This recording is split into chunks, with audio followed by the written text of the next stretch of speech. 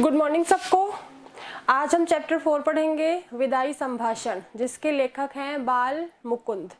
ठीक है।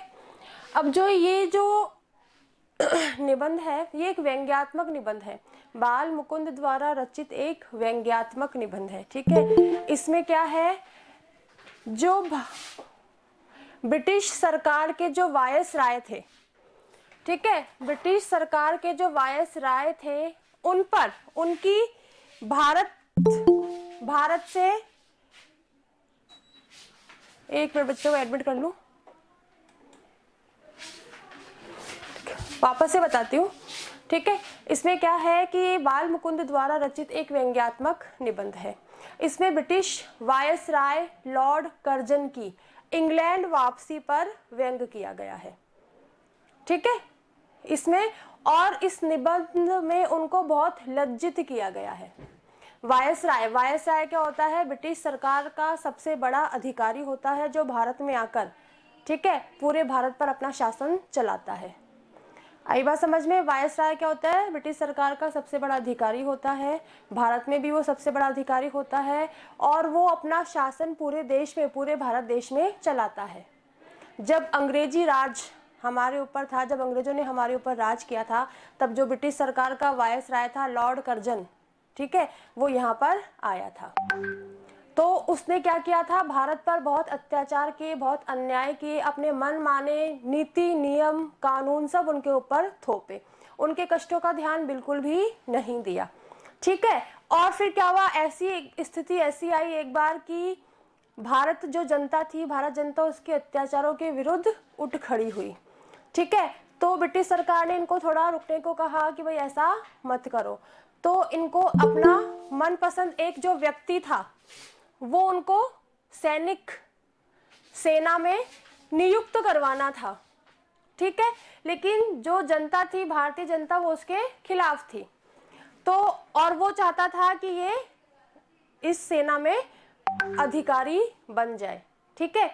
तो उसने धमकी भी दी ब्रिटिश सरकार को कि अगर आपने इसको नियुक्त नहीं किया सेना में तो मैं इस्तीफा दे दूंगा। उसको ये था कि मेरी धमकी से जो ब्रिटिश सरकार है वो डर जाएगी और जो मैं चाहता हूं वो हो जाएगा, लेकिन ऐसा नहीं हुआ। ठीक है। और उसको वापस इंग्लैंड जाना पड़ा।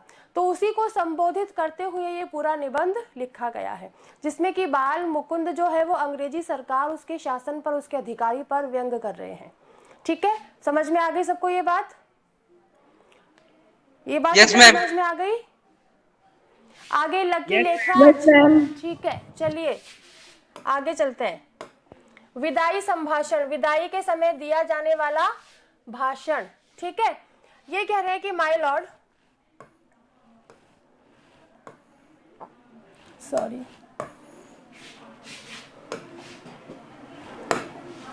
माय लॉर्ड मतलब मेरे स्वामी। लॉर्ड कर्जन को मेरे स्वामी कहकर लेखक संबोधित कर रहा है। कह रहे हैं कि अंत को आपके शासनकाल का इस देश से अंत हो गया। वो कह रहे हैं कि आप तो इस भारत देश में स्थायी, चिरस्थायी, मतलब हमेशा यही वायसराय बने रहना चाहते थे। ठीक है। आप यही सोचकर आए थे, लेकिन अंत में ऐसा हुआ कि आपका जो शासनकाल था उसका आज अंत हो रहा है। अब आप इस देश से अलग होते हैं, अब आप इस देश से जा रहे हैं, अलग होके जा रहे हैं, मतलब आप भारत देश में अब नहीं रहेंगे। फिर कह रहे हैं इस संसार में सब बातों का अंत है। यहाँ पर लेखक कहता है कि संसार में जो बात शुरू होती है उसका अंत जरूर होता है। ठीक है। तो इससे आपके शासनकाल का भी अंत हो गया, इसलिए आपके अत्याचारी शासनकाल का भी अंत आज हो रहा है। जो लॉर्ड कर्जन थे, ठीक है, वो क्या थे? भारत में कुशासन और तानाशाही के लिए कुख्यात थे। ठीक है। इस चीज के लिए ये कुख्यात थे। एक कुख्यात शब्द होता है, एक विख्यात शब्द होता है। विख्यात उसके लिए प्रयोग होता है जो अच्छे काम करता है, जो अच्छे काम से प्रसिद्ध होता है, उसके लिए विख्यात शब्द का प्रयोग किया जाता है। और जो बुरे कामों से प्रसिद्ध होता है उसके लिए कुख्यात शब्द का प्रयोग किया जाता है। संसार में दो तरह के लोग होते हैं, अच्छे या बुरे। अच्छा काम करोगे तो विख्यात बनोगे, बुरा काम करोगे तो कुख्यात बनोगे। ठीक है। तो लॉर्ड कर्जन भारत में क्या था? कुख्यात था, मतलब बुरे कामों के लिए प्रसिद्ध था। तो ये कह रहे हैं कि आपके शासनकाल का भी अंत हो रहा है। चाहे आपकी एक बार की कल्पना के अनुसार, आपने तो एक कल्पना की थी, आपने तो यही सोचा था कि आप यहाँ के चिरस्थायी वायसराय भी हो जाते, कि आप तो यहाँ पर हमेशा के लिए वायसराय पद आपको यहाँ पर संभालना था और उसी पर आपको डटे रहना था। किंतु इतनी जल्दी वह समय पूरा हो जाएगा, ऐसा विचार ना आप ही का था, ना इस देश के निवासियों का। लेकिन इतनी जल्दी आप भारत से चले जाएंगे, भारत से आपकी विदाई हो गई, इस बात का अनुमान ना तो आपका था और ना ही भारत वासियों को था। उनको भी ये पता नहीं था कि भगवान हमारी इतनी जल्दी सुन लेगा और इसके अत्याचारों से हमें मुक्ति दिला देगा। तो ये बात देशवासियों ने भी नहीं सोची थी। इससे जान पड़ता है कि आपके और यहाँ के निवासियों के बीच में कोई तीसरी शक्ति और भी है, जिस पर यहाँ वालों का तो क्या आपका भी काबू नहीं है। ठीक है, आपकी तो सोच यही थी कि मैं हमेशा यहाँ पर वायसराय बना रहूं, हमेशा मैं भारतीयों पर अत्याचार करता रहूं, अन्याय करता रहूं, अपने मन माने कानून उनके ऊपर थोपता रहूं, ये आपने सब सोचा था। लेकिन आपको ये नहीं पता था कि आपके और इस देशवासियों के बीच एक तीसरी भी शक्ति है। वो कौन है? ईश्वर। और ईश्वर की मर्जी के आगे किसी की मर्जी नहीं चलती है। ठीक है, ईश्वर जो सोचता है वो ही होता है, आपके सोचने से या हमारे सोचने से कुछ नहीं होता। फिर आगे कह रहे हैं वो कि जो बिछड़न समय है, ठीक है, बिछड़न समय जो है बहुत बड़ा ही करुणा उत्पादक होता है। यहाँ पर लेखक कह रहा है कि जब किसी से विदा होने का समय आता है, ठीक है, जब हमसे कोई विदा होता है तो उस समय हमारे मन में बहुत ही करुणा उत्पन्न होती है। ठीक है, आपको बिछड़ते देखकर आज हृदय में बड़ा दुख है। लेखक यहाँ पर ये कह रहा है कि आज आप हमसे बिछड़ रहे हैं, ठीक है ना, आज आप हमसे अलग होकर इंग्लैंड वापस जा रहे हैं। इस बात का मुझे बहुत दुख है कि आप इतनी जल्दी हमसे बिछड़ जाएंगे। माय लॉर्ड, आपके दूसरी बार इस देश में आने से भारतवासी किसी प्रकार प्रसन्न नहीं थे। ठीक है, आपने पहली बार तो 5 साल तक यहाँ पर शासन किया, लेकिन आप फिर वापस इंग्लैंड गए, लेकिन इंग्लैंड सरकार ने वापस आपको यहीं पर दोबारा भेजा वायसराय बनाकर। तो जब आप दोबारा वायसराय बनकर आए तो भारतवासी जो थे वो किसी भी प्रकार खुश नहीं थे। उन्होंने सोचा कि 5 साल तो हमने इसके अत्याचार सहे ही, अब और 5 सालों के लिए हमें इसके अत्याचारों को सहना पड़ेगा। इसलिए एक भी भारतवासी आपके दोबारा यहाँ पर आने से प्रसन्न नहीं था। वे यही चाहते थे कि आप फिर ना आवे। वो दिन रात भगवान से भी यही प्रार्थना करते थे, मन में भी यही सोचते थे कि आप दोबारा से इस भारत में हमारे भारतवासियों पर अत्याचार करने के लिए ना आए। ठीक है, पर आप आए, पर आपने यहाँ पर आप वापस आ गए और उससे यहाँ के लोग बहुत ही दुखी हुए। बिल्कुल सामान्य सी बात थी, वो तो पहले भी आपसे दुखी थे और फिर आप दोबारा आ गए तो उनका दुखी होना स्वाभाविक था। वो बहुत दुखी हुए। फिर कह रहे हैं कि वो दिन रात यही मनाते थे कि जल्द से श्रीमान यहाँ से पधारे। फिर आपके दोबारा आने पर भी वो हमेशा भगवान से यही प्रार्थना करने लगे कि जो श्रीमान लॉर्ड कर्जन है वो वापस यहाँ से चले जाए और फिर कभी यहाँ पर ना आए। फिर कह रहे हैं, पर अहो, आज आपके जाने पर हर्ष की जगह विषाद होता है। आज लेखक यहाँ पर कह रहा है कि आपके जाने के समय मुझे खुश होना चाहिए था, ठीक है, मुझे प्रसन्न होना चाहिए था, लेकिन आज प्रसन्नता के स्थान पर मेरे मन में आज दुख हो रहा है। आपके जाने से आज मैं दुखी हो रहा हूँ। इसी से जाना और इसी बात से मुझे पता चला कि बिछड़न समय बड़ा करुणोत्पादक होता है, कि बिछड़ने का जो समय होता है, ठीक है, वो बहुत ही करुणा उत्पन्न करने वाला होता है, बड़ा पवित्र, बड़ा निर्मल और बड़ा कोमल होता है। यहाँ पर लेखक कह रहा है कि जब हमारा बिछड़ने का समय आता है तो यदि आपका सामने दुश्मन भी है तो उस समय क्या करता है, वो वैर भाव भूल जाता है, ठीक है, शत्रुता का भाव भूल जाता है और उस समय उसका हृदय बड़ा ही कोमल, बड़ा ही पवित्र हो जाता है। तो ऐसा ही मेरे साथ भी हो रहा है। हो तो आप हमारे भारतवासियों के दुश्मन ही, लेकिन आज आप हमसे अलग हो रहे हैं, इसलिए मुझे क्या हो रहा है, दुख हो रहा है। क्यों दुख हो रहा है? क्योंकि बिछड़ने के समय जो दुश्मन है वो भी वैर भाव भूल जाता है और उसका हृदय भी बड़ा शुद्ध, पवित्र और कोमल हो जाता है। ठीक है, क्योंकि उसको पता है कि आज ये हमसे अलग हो रहा है, फिर कभी यहाँ पर नहीं आएगा। तो तो लेखक कह रहा है कि इसलिए मुझे आज प्रसन्नता की जगह दुख हो रहा है। ठीक है, वैर भाव छूटकर शांत रस का आविर्भाव उस समय होता है। उस समय हमारे सारे शत्रुता के भाव खत्म हो जाते हैं, समाप्त हो जाते हैं और हमारे मन जो है उसमें शांति आ जाती है। ठीक है, हमारा मन जो है वो शांत हो जाता है। ठीक है, यहां तक किसी को कोई दिक्कत? No ma'am. सबको समझ में आ गया? Yes ma'am. Yes ma'am. अच्छा, बिछड़ने का समय कैसा होता है और मन की स्थिति क्या होती है बताओ? जब हम किसी से बिछड़ते हैं, बोलो मैम, शोकपूर्ण होती है। हाँ क्या? मन में दुखी होती है। मन में दुख होता है, ये बोल रहे हो? Yes ma'am. अच्छा, मन में दुख होता है और क्या होता है? अभी बताया ना, वैर भाव भूल जाते हैं। वैर भाव भूल जाते हैं। क्या होता है? एक तो बिछड़ने के समय मन में करुणा उत्पन्न होती है और शत्रुता का भाव खत्म हो जाता है, हृदय बड़ा शुद्ध, पवित्र और कोमल हो जाता है। ठीक है,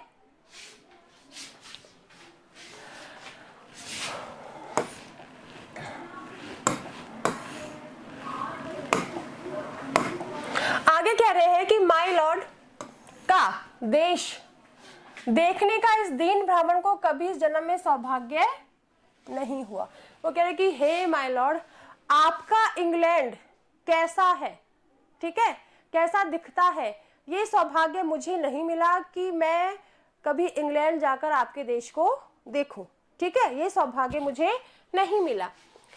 इससे नहीं जानता कि वहां बिछड़ने के समय लोगों का क्या भाव होता है, इसलिए मुझे नहीं पता कि वहां से जब लोग एक दूसरे से बिछड़ते हैं, अलग होते हैं, तो उनके मन का भाव कैसा होता है, उनके मन के जो वैर भाव खत्म होते हैं या नहीं होते, या जिससे शत्रुता है वो शत्रुता ही उनके मन में रहती है। वो लोग बिछड़ने के समय दुखी होते हैं या नहीं होते, ये मुझे नहीं पता। क्यों नहीं पता बताओ? क्यों नहीं पता लेखक को? वो कभी इंग्लैंड नहीं गया। क्योंकि वो कभी इंग्लैंड नहीं गया। हाँ, इंग्लैंड नहीं गया, वहां के लोगों को जानने का उसे अवसर नहीं मिला। ठीक है, फिर आगे कह रहे हैं कि इस देश के पशु पक्षियों को भी बिछड़ने के समय उदास देखा है। हमारा देश तो भारत देश इतना महान है, यहाँ पर लोग तो एक दूसरे से अलग होते हैं तब दुखी होते ही होते हैं, लेकिन यहाँ के जो पशु पक्षी है उनका हृदय भी बड़ा शुद्ध और कोमल होता है, और वो भी जब एक दूसरे से बिछड़ते हैं तो वो दुखी हो जाते हैं। ठीक है, एक बार अब लेखक यहाँ पर एक शिव शंभु पात्र को लेकर आता है कि एक बार शिव शंभु के 2 गायें थी। शिव शंभु नाम का एक आदमी था जिसके पास 2 गायें थी। ठीक है, उनमें से एक अधिक बल वाली थी, एक शक्तिशाली गाय थी, उसमें ज्यादा शक्ति थी। वह कभी कभी अपने सींगों की वो क्या करती थी, कभी कभी जो उसके नुकीले सींग थे उन सींगों की टक्कर से जो दूसरी कमजोर गाय को गिरा देती थी। ठीक है, जो शक्तिशाली 1-2 गाय थी, एक शक्तिशाली थी, एक कमजोर थी। ठीक है, तो जो शक्तिशाली गाय थी वो क्या करती थी, अपनी सींगों की टक्कर से उस दूसरी कमजोर गाय को नीचे गिरा देती थी। ठीक है, एक दिन वह टक्कर मारने वाली गाय पुरोहित को दे दी गई। जब वहां के जिसके पास शिव शंभु के पास से दोनों गाय थी, तो उस शिव शंभु को लगा कि मुझे जो शक्तिशाली गाय है दूसरी गाय को परेशान करती है, तो मुझे इसे किसी को दे देना चाहिए। तो उसने क्या किया, वो गाय किसी पुरोहित को, किसी पंडित को दे दी। अब देखा कि दुर्बल गाय उसके चले जाने से प्रसन्न नहीं हुई। अब शिव शंभु ने देखा कि ये जो शक्तिशाली गाय है वो चली गई है, उससे जो कमजोर गाय थी, वो दुर्बल गाय थी, वो बिल्कुल भी खुश नहीं थी। कैसे पता चला कि वरंच उस दिन वह भूखी खड़ी रही। वरंच मतलब परंतु जब वो चली गई, वो प्रसन्न होने के बजाय क्या करी, पूरे दिन भूखी खड़ी रही, उसने चारा छुआ तक नहीं। माय लॉर्ड, ठीक है, पशु पक्षियों के दुखी होने का हमें पता कैसे चलता है कि वो चारा पानी छोड़ देती है। ठीक है, तो गाय ने भी, दुर्बल गाय ने भी क्या किया, जब शक्तिशाली गाय पुरोहित के पास चली गई तो उसने भी उस दिन खाना चारा नहीं खाया, पानी नहीं पिया, चारे को मतलब छुआ तक नहीं, मुंह तक नहीं लगाया। ठीक है, जिस देश के पशुओं को के बिछड़ते समय यह दशा होती है, वह मनुष्यों की कैसी दशा हो सकती है, इसका अंदाजा लगाना कठिन नहीं है। जब इस देश के पशु पक्षी एक दूसरे से अलग होते हैं, ठीक है, वो उसके दुख में पूरा दिन चारा पानी नहीं खाते, ठीक है, दुखी खड़े रहते हैं। पशु पक्षियों के ये हाल है, तो मनुष्यों के तो क्या हाल होते होंगे, जिनके अंदर बुद्धि है, सोच है, समझ है, ठीक है, वो हर चीज को सोच सकते हैं, समझ सकते हैं, हर चीज का पूरा अनुभव भी करते हैं और अपना दुख किसी को बता भी सकते हैं, ठीक है। तो जब पशु पक्षियों के ये हाल है, तो मनुष्यों के तो क्या हाल होते होंगे, इस बात का अंदाजा तो आप स्वयं भी लगा सकते हैं, ठीक है। फिर आगे कह रहे हैं वो कि आगे भी इस देश में जो प्रधान शासक आए, अंत में उनको जाना पड़ा। यहाँ पर कह रहे हैं कि लॉर्ड कर्जन को संबोधित करते हुए लेखक कह रहा है कि आपसे पहले भी जो वायसराय इस देश में शासन करने के लिए आए, अंत में उनको भी यहाँ से विदा होना पड़ा, जाना पड़ा। फिर कह रहे हैं इससे आपका जाना भी परंपरा की चाल से कुछ अलग नहीं है। इसका मतलब जो परंपरा चली आ रही है, उस परंपरा को देखते हुए अंत में आपको भी यहाँ से जाना पड़ेगा, ठीक है। तथापि आपके शासनकाल का नाटक घोर दुखांत है। वो कह रहे हैं कि आपने जो भारतीय जनता पर अपना शासन किया, ठीक है, उसको आपने सोचा था कि ये बड़ा सुखदायी होगा, लेकिन वो शासन आपका एक दुख से परिपूर्ण नाटक के अंत जैसा है। मान लो कोई नाटक हो, उसका अंत दुखदायी हुआ, उस नाटक के जैसा आपके शासनकाल का अंत हुआ। फिर कह रहे हैं और अधिक आश्चर्य की बात यह है कि दर्शक तो क्या स्वयं सूत्रधार भी नहीं जानता था कि उसने जो खेल सुखांत समझकर खेलना आरंभ किया था, वो दुखांत हो जाएगा। यहाँ पर लेखक कह रहा है कि सबसे आश्चर्य की बात तो यह है कि आपने भारत पर जो अत्याचार किए, अन्याय किए, मनमानी की, तो आपने सोचा था ये सब मुझे सुख देने वाले होंगे, ठीक है, ये मेरे पक्ष में होंगे, हो सकता है ब्रिटिश सरकार मुझे और यहाँ पर चिरस्थायी वायसराय बना दे। लेकिन जनता को तो पता था ही नहीं, स्वयं आपको भी नहीं पता था। सूत्रधार मतलब जो खेल रचता है, ठीक है, तो आपको भी नहीं पता था। आपने तो इस शासन का अंत सुखदायी समझा था, लेकिन वो घोर दुखदायी आपके लिए बन गया। फिर आगे कह रहे हैं कि जिसके आदि में सुख था, आपका जो नाटक था, अन्यायपूर्ण जो आपका नाटक था, उसके मतलब आदि में तथा मध्य में सीमा से बाहर सुख था, उसके शुरुआत में और बीच में, ठीक है, सुख असीमित था। आपको बहुत सुख मिल रहा था, सारे काम आपके पक्ष में हो रहे थे, आपकी मनमानी चलती थी, आप जो कहते थे वो होते थे, वो होता था, ठीक है। इसलिए उसका अंत ऐसे घोर दुख के साथ कैसा हुआ। अब आपने जो त्याग पत्र जो दिया था, उस त्याग पत्र का आपकी ब्रिटिश सरकार पर कोई फर्क नहीं पड़ा और आप बड़े बेआबरू होकर, बड़े लज्जित होकर इस भारत से जा रहे हैं, ठीक है। तो आपका अंत जो है ये घोर दुखदायी है। आगे कह रहे हैं आह घमंडी खिलाड़ी समझता है कि दूसरों को अपनी लीला दिखाता हूँ। घमंडी खिलाड़ी मतलब घमंडी खिलाड़ी यहाँ पर लॉर्ड कर्जन के लिए प्रयुक्त किया गया है, ठीक है।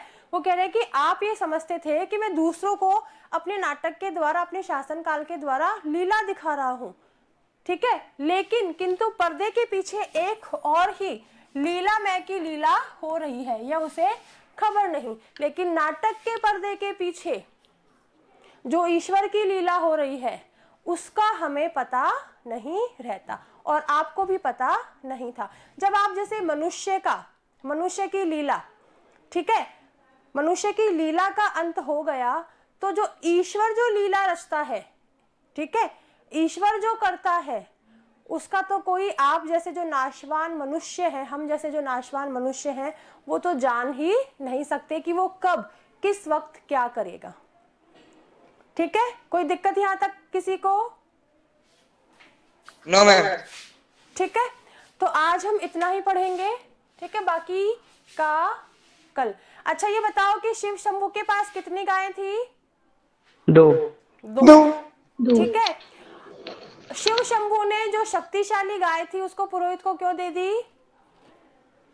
मैम क्योंकि वो सींग मारती थी। क्योंकि वो दुर्बल गाय के सींग मारती थी। सींग मारती थी। शक्तिशाली गाय के जाने पर दुर्बल गाय की क्या दशा हुई?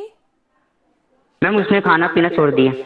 उसने खाना पीना छोड़ दिया, ठीक है, और वो दुखी हो गई। तो शिव शंभू के माध्यम से जो लेखक है वो क्या कहना चाहता है? मैम कि शक्तिशाली के पास दुर्बल जो है वो अपने पास शक्तिशाली को महसूस अच्छा लगता है। और कोई? दो गायों का उदाहरण यहाँ पर लेखक ने क्यों दिया है, बताओ?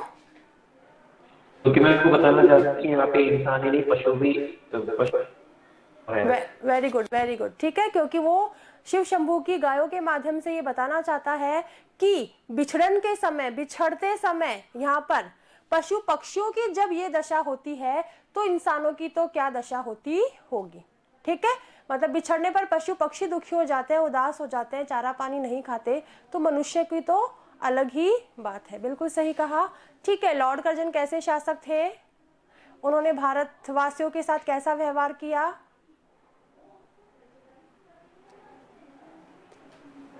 जल्दी बताओ।